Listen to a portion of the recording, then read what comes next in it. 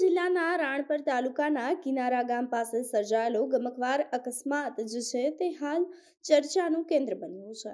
આ ગમખ્વાર અકસ્માતની અંદર 4 લોકોના મોત નીપજ્યા છે. તો રાણપુર ધંધુકા હાઈવે પર ટ્રક અને ઇકો ગાડી વચ્ચે ગમખ્વાર અકસ્માત સર્જાયો હતો. આ અકસ્માતની વચ્ચે જે છે તે મધ્યપ્રદેશ અને છોટાઉદેપુરથી રાણપુર તાલુકાના કુંડલી ગામ તરફ મજૂરોને ભરી અને જે એક ઇકો કાર જઈ રહી હતી તેને અકસ્માત નડ્યો હોવાની વાત સામે આવી છે.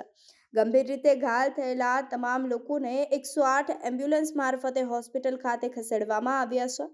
તો અકસ્માતની ઘટનાને લઈ અને રાણપુર મામલતદારની ટીમ પોલીસ કાફલા સાથે 108ની ટીમ પણ ઘટના સ્થળ પર દોડી ગઈ હતી. આ ગમખ્વાર અકસ્માતની જાણ થતાની સાથે જ ઘટના સ્થળ પર લોકોના ટોળેટોળા એકત્ર થઈ ગયા હતા, જેથી ટ્રાફિક જામની સમસ્યા પણ સર્જાઈ હતી.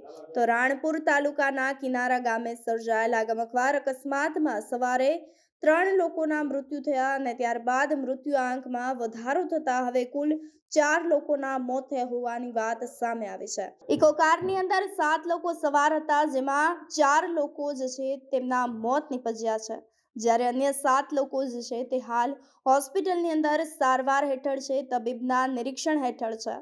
તો 7માંથી 6 લોકોને વધુ સારવાર માટે ભાવનગર ખાતે રિફર કરવામાં આવ્યા છે, જ્યારે એક ઇજાગ્રસ્ત બોટાદ જે છે તેમને સરકારી સોનારાવાળા હોસ્પિટલમાં સારવાર હેઠળ ખસેડવામાં આવ્યા છે. અને આ અકસ્માત એટલો ગમખ્વાર હતો, જેમાં 2 બાળકો અને 1 મહિલા તેમજ 1 પુરુષનું પણ મૃત્યુ થયું હોવાનું સામે આવ્યું છે.